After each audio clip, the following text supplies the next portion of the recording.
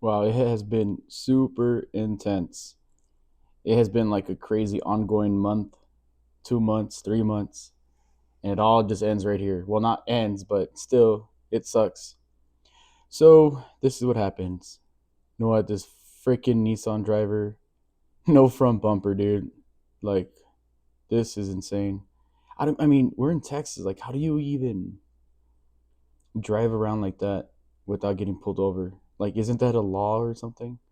But yeah, so so I had to do some research. Long story. Well, I'm not gonna say long story short, but an ongoing story that just goes on and piles up with BS from insurance claims and everything. So I'm gonna start from what information I just found out today, this morning. So pretty much this happened on the 10th of October around 7:30 a.m. This footage right now it was Yes, from later on that afternoon. This is a damage that they did to it. Yeah, it doesn't look drastic to others, but to me this looks crazy. Like it's bad overall. I mean, it's not just that bumper, it's also I don't know the damage on the battery. I don't know any other, this vehicle is so advanced, so much that comes down to on ensuring this vehicle is proper. Every little thing, every little tiny hit, sensor, a camera that goes off, all those cost a lot of money, and it can get pretty expensive for scratches and damages. Um, so yeah, so I needed some footage so I can do a voiceover. This was originally gonna be my car wash video, so this video right here was just I'm gonna use it as a voiceover, so that way I can record my experience with.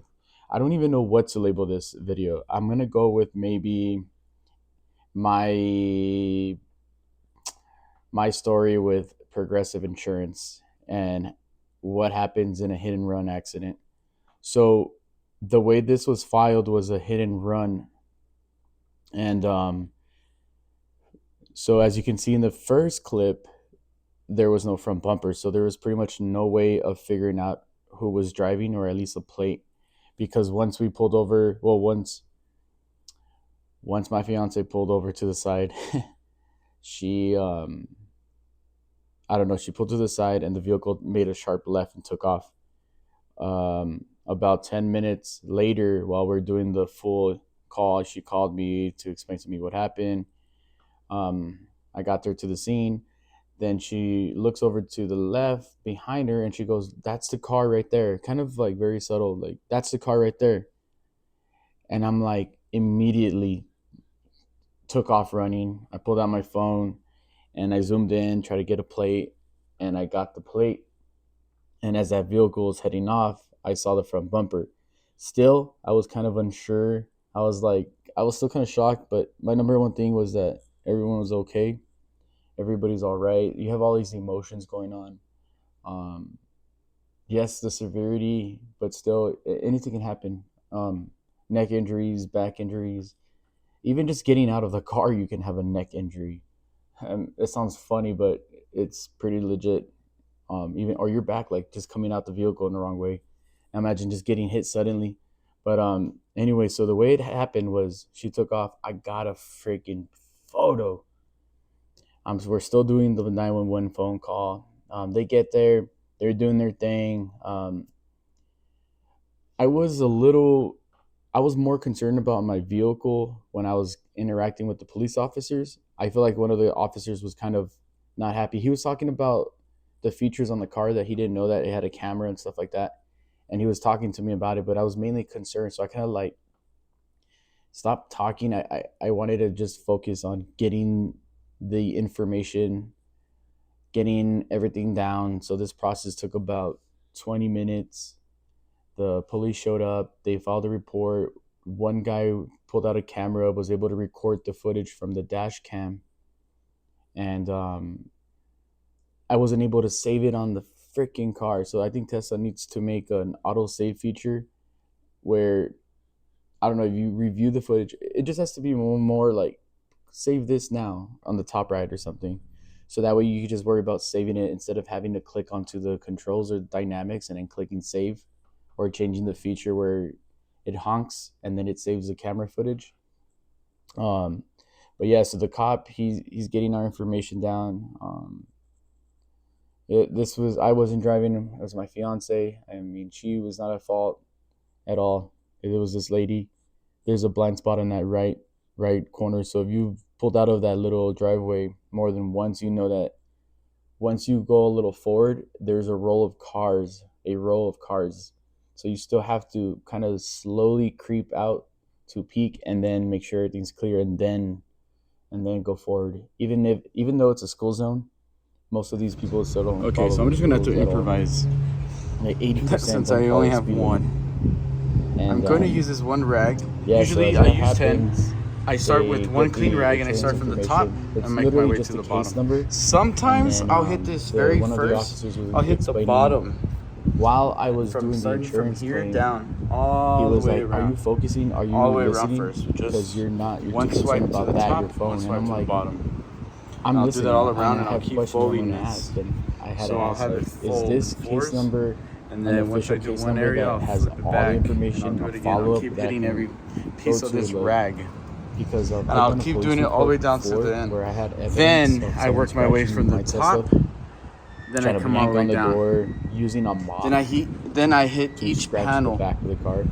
That's a one by whole nother one, video, another story. starting But from top to bottom. so yeah, so they told me I had to go in to file a report, blah blah blah. So I just wanted to make sure. So the cop was like, "Yeah, um, this is an official report. This is a case number." So I said, "Okay, I just want to make sure." So the other officer he was way more chill. He was like pretty helpful. He did tell me that the number on the back of the police report, I wish I had it on me right now, or at least I wish I could like put it up on screen.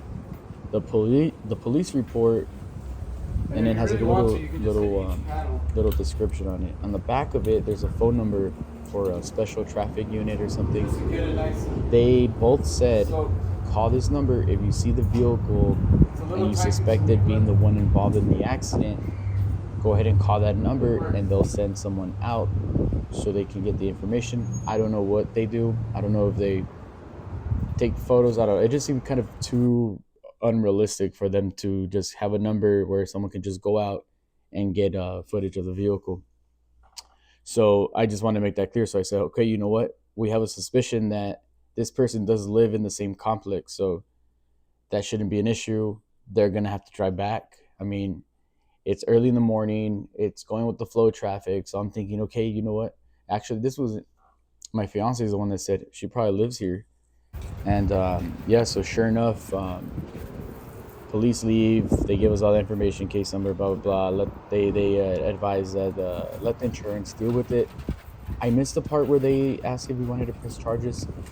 I was kind of angry at the moment, and I would have just said yes. So I said, let's give it some time first.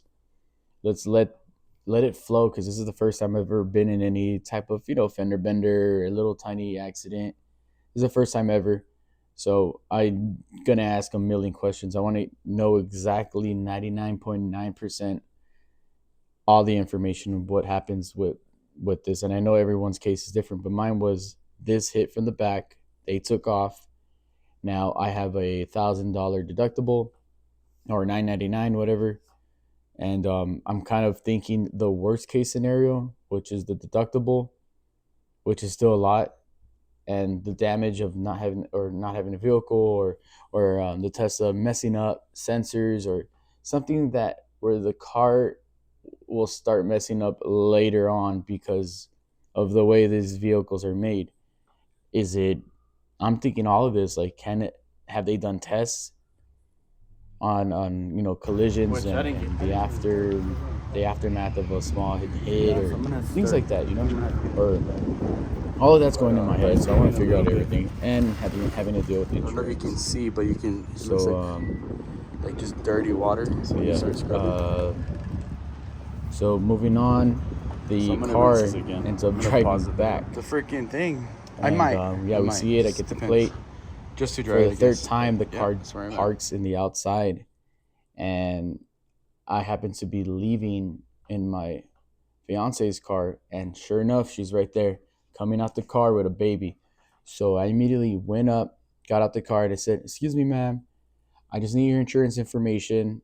That's all I need. I don't want to have any type of I just want to be as fair, as nice as possible in this situation, because the 5 years or 10 years ago, the 10-year-old me, or 10 years before, if this was 10 years before, I would not have handled the situation like that. And that's just being honest. I'm different now, super chill, and I just wanted it all to be chill. She immediately says, I didn't do anything. She's screaming, I didn't do nothing. Um, who are you? What's your name? She's on the phone. I'm on the phone trying to call that number that they told me to call. And the guy in the phone says they can't do nothing about it, that it's all BS, that they don't send people out to do investigations like that. And I figured that was too good to be true. So, anyways, she gets back into the car. I get a video of the front and the back again.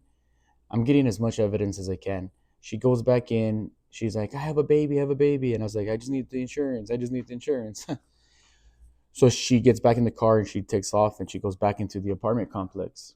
So, whatever, I had to leave. I had to go to work or school. I forgot what it was. Um, so yeah, so that's all the same day. So I'm still kind of frustrated. I filed the claim. Now they Progressive said you guys got to wait. It's gonna take 10 or more days to get all the information. So I finally got an agent. Her name was Ms. Brown. She was able to help me out. She gave me some information, and she's just said, just it's a waiting game pretty much in my head.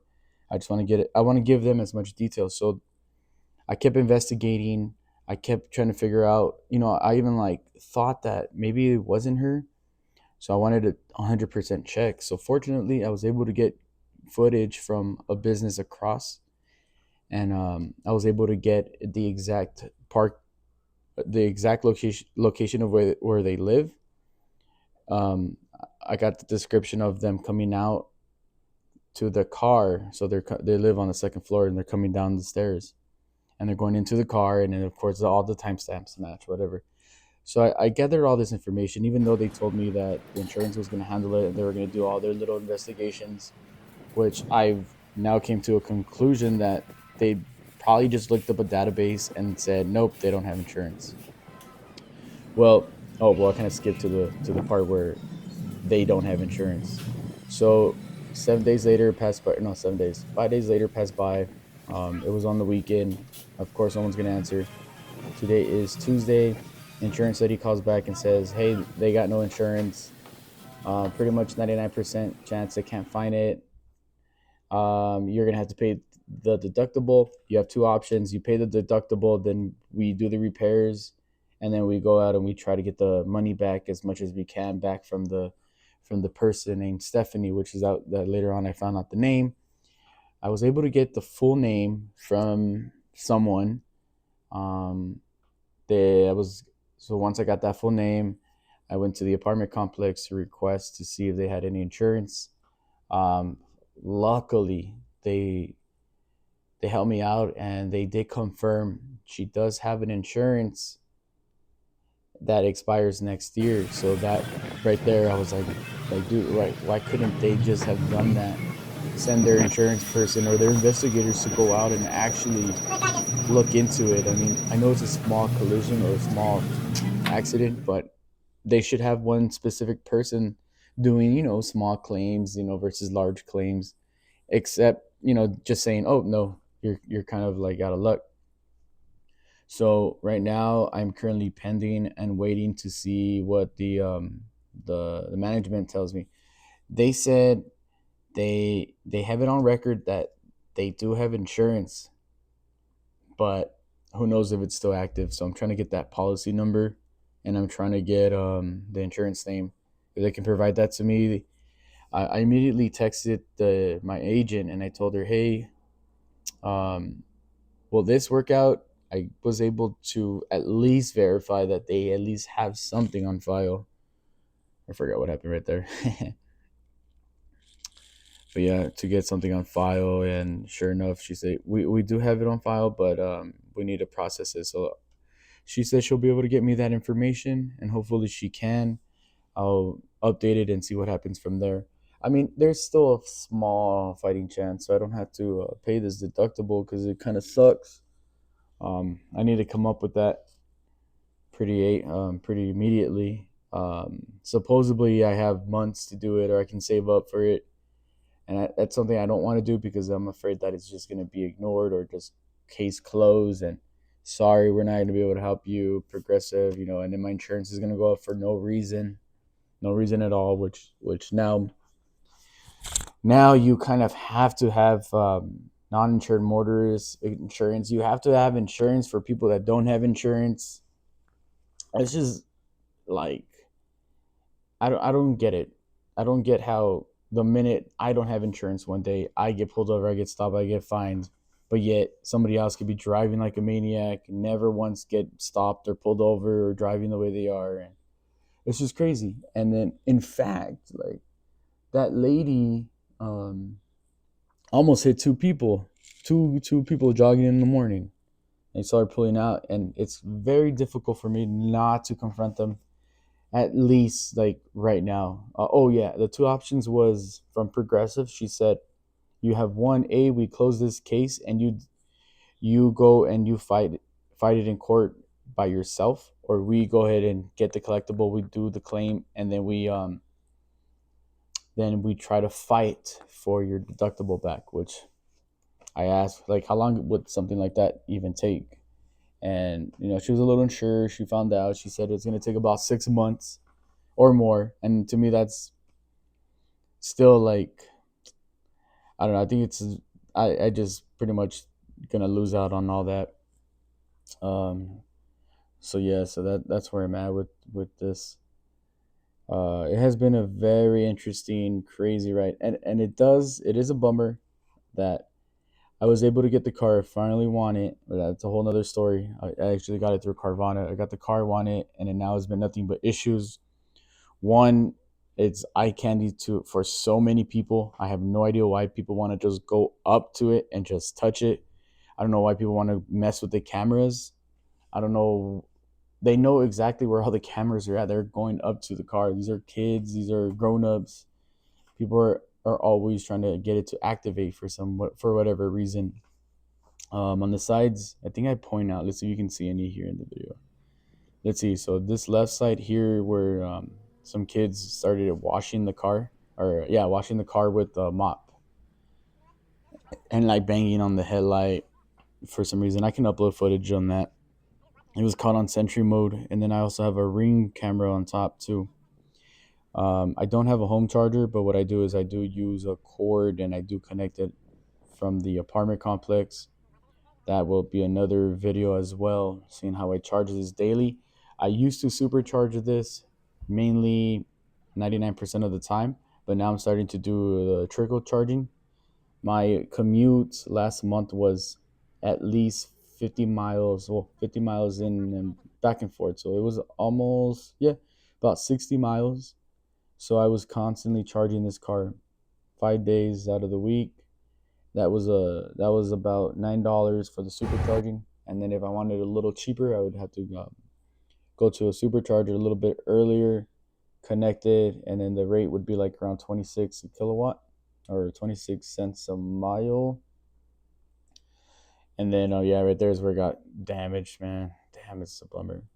This original video was supposed to be a video of how I hand wash it, how I hand wash the Tesla, and then I made another video of taking the car to a freaking car wash, and that was a super fail. Here in the front bumper, so I did get this car used from Carvana. Later, I found out that it was a Hertz vehicle because the key that it came in was in a covered case, and it said Hertz on it. I didn't really care. Miles wasn't a thing at all to me. I wasn't concerned. I did trade in my Mustang for it. Mustang convertible. This was just the dream car, and I really honestly didn't care for little for miles like that, especially an electric vehicle, and especially for a Tesla. And then I later found out that these batteries are different from other models. This is a rear wheel drive, so their batteries are different. So you can charge these up to 100%, and it's actually recommended to charge up to 100%. Here, I don't end up using the super power thing anymore because it actually had like dirty water and there was literally no pressure on it. So right here, I'm washing it. So my tactic is I start from the top, work my way down to the bottom. Sometimes I'll hit the very bottom sides with one rag, and then I get rid of that rag. And I'm always using about 10 to 20 rags, and I start piece by piece by piece, as you can see. And then what I do is I start from the bottom, I drag down a little bit, then I lift a little bit, start again from the top, and I keep doing that and I keep doing that. Here it's a little bit of failure, I think, because some of the soap was still kind of on the car. And then I usually use one rinse bucket water and then one sprayer. So I rinse the car a little bit, get all the little dirt, and then I go over it with the soap again, and then I kind of dab on it. I don't really freaking go hard on it, and then I do that with the rags, and I keep trying to use every corner of the rag. Like even here, I'm kind of using it because I think I only had one rag for this video, and I went to the Dollar Tree to go buy a couple more. Um, so yeah, I now I've after watching this car for quite a few times, I found little tips and tricks here. Like I'm down to the point where I don't even have to use that full sprayer. If I wanted to, I can use it as a rinser. But you can buy those at the Home Depot, that little bucket right there you just see. That I don't even have to use that. I can just use a spray bottle at this point. And if I use clean cloth every time I wash the car or every time I do my little thing, oh yeah, my video cuts right here. So yeah, so thanks for watching. Whoever's watching, have fun. Have a nice day.